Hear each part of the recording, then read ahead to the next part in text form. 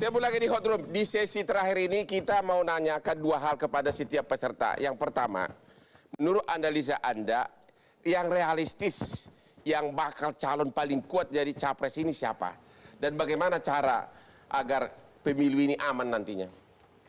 Pertama, kalau kita sepakat ada sebagian arah pemilu ini masih merupakan kelanjutan dari residu pertarungan 2014-2019, suka atau tidak. Dua orang yang dianggap paling mewakili adalah Ganjar dengan Anies. Ganjar dengan Anies. Ganjar melawan Anies. Ganjar melawan Anies itu yang paling menonjol. Karena Ganjar ada dalam posisi yang ini output dari hasil survei ya, bukan di spekulasi kualitatif. Memang dianggap sebagai penerus Jokowi. Anies dianggap sebagai antitesa Jokowi.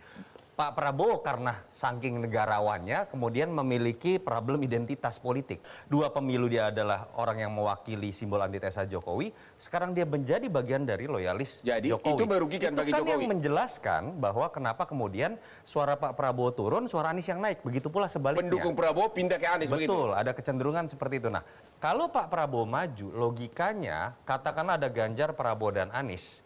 Di putaran pertama itu pasti akan merugikan Anies. Karena suara Anies akan terpecah kalau kita sepakat mereka ada dalam ceruk yang sama.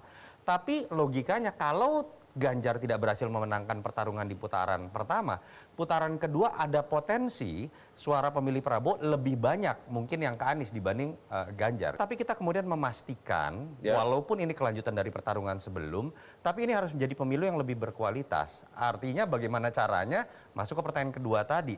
Pendukung ini juga jangan sampai berhenti memaksa para pemegang tiket partai, ketum-ketum partai ini bersikap realistis seperti yang kita perdebatkan sekarang. Pilih dong yang surveinya tinggi, jangan berhenti sampai di situ. Saya percaya betul Januari sampai Maret sudah akan terbaca kok. Jadi, terima kasih. Itu logikanya.